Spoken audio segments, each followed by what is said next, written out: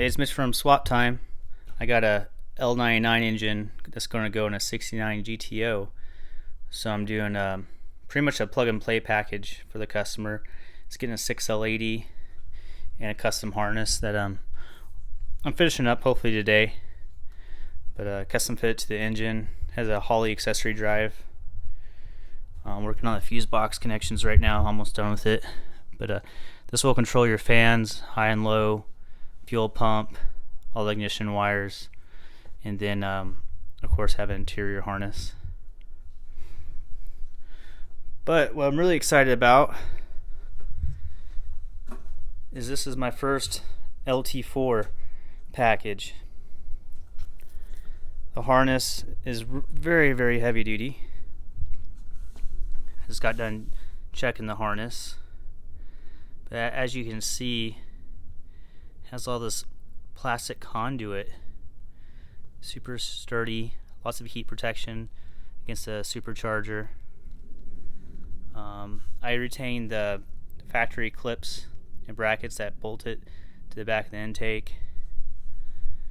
Retained all the factory kind of heat protection there. Everything's labeled. This does have the fuel pressure control module. It's all plugged in, ready to rock and roll. You see the fuse panel, computer. What's really neat, this is for a California build going to a BRZ, I believe. And he wanted the emissions gear on it and the fuel tank connection. So I'll follow this trunk up here. You'll see connection for the LT4 fuel pump. You just plug that directly in. This is your fuel tank pressure sensor.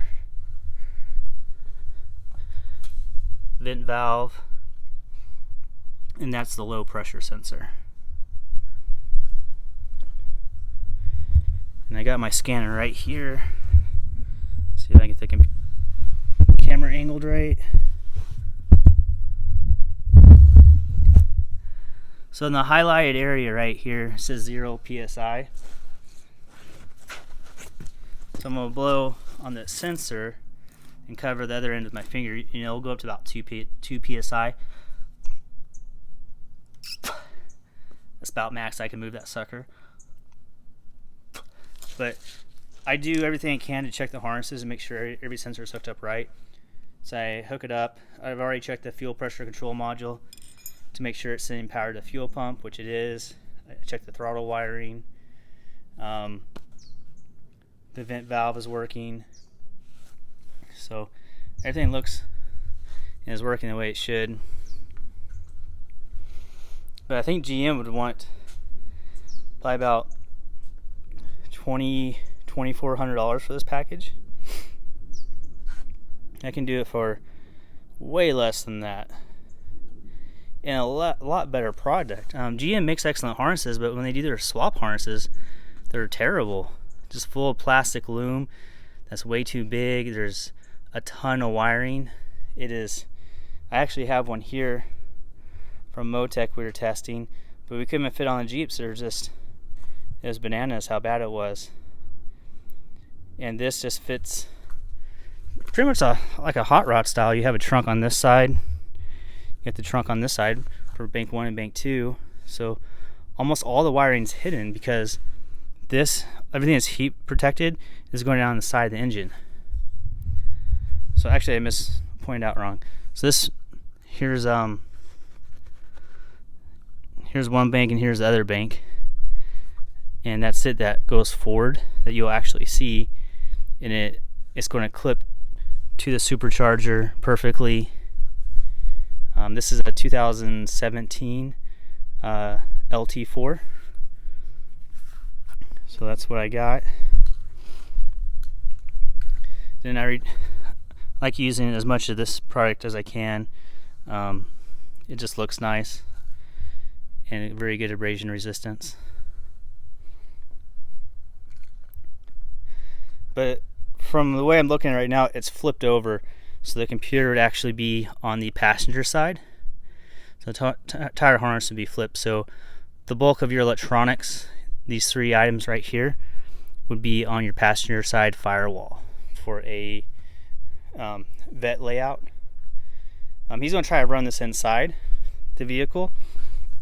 So this is the back of the engine right here.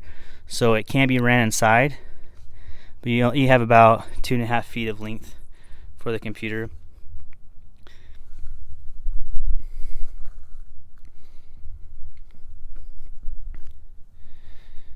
But yeah, this is my first LT4 harness. It's done. I'm going to ship it out today. I've also done another LT1. Now I'm kind of thinking about getting an LT4 supercharger, throw on this. I'm having it running really well. I think it makes about 400 horsepower out of the 5.3. It's about what I'm seeing. But I like to just keep developing, and for other guys that want to do the same thing, you can get a supercharger for about $1,500. And then hopefully just with a valley cover, a custom pulley, I'm hoping that would be about it. Investment wise, besides I think you will have to invest to get your injectors resized. It's about $40 an injector to do it, but I'm pretty sure a 5.3, I'm already maxing out the fuel system. I'm pretty sure a 5.3 can only do about 450 horsepower with those injectors, and this should be making about 550 to 600 with a blower on it. I've had good success with the LAE6, the blower I got tuned. It made good power, but it ran out of fuel, so it's actually running very low timing, like 1 to 2 degrees of timing in wide open throttle, because the injectors are maxed out.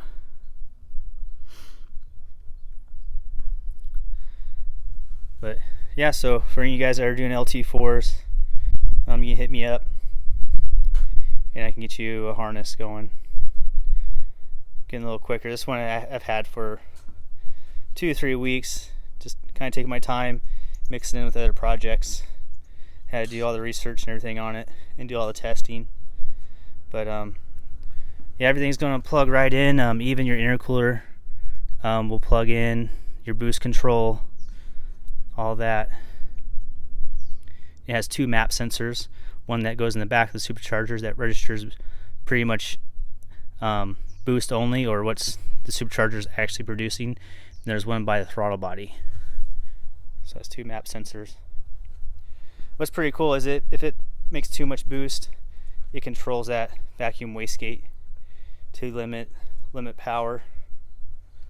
On the swap we did, we just hooked it up to vacuum and it worked fine. A cool update on this. I'll probably be doing a video on this. I got the flex fuel sensor installed, and it's working. It's showing about 10% ethanol, which is normal for the gasoline you get out of the pump. The only issue is I gotta go find E85. See, I just threw up some wiring, but just testing it. The sensor is only like $25 on eBay, but it works. And what's cool with flex fuel is it actually works on these. So if you put E85 in it, you can see all the timing tables.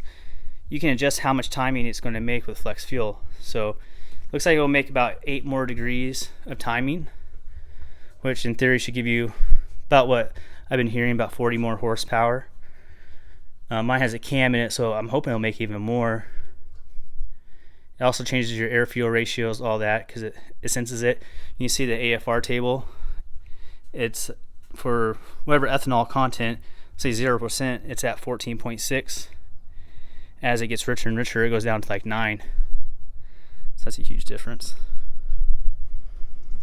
But I'll do a separate video on that. Super easy install. It's not very expensive. Well, some companies charge $200-300 for the wiring, but it's not that big a deal. It's only 3 wires. It's the programming. You gotta have the right operating system to make it work.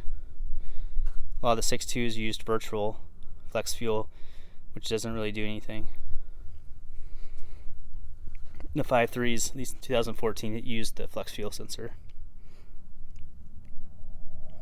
Alright, well, that's all I got, and hopefully I'll be making another video pretty soon to show you the flex fuel. Thanks for watching. Bye.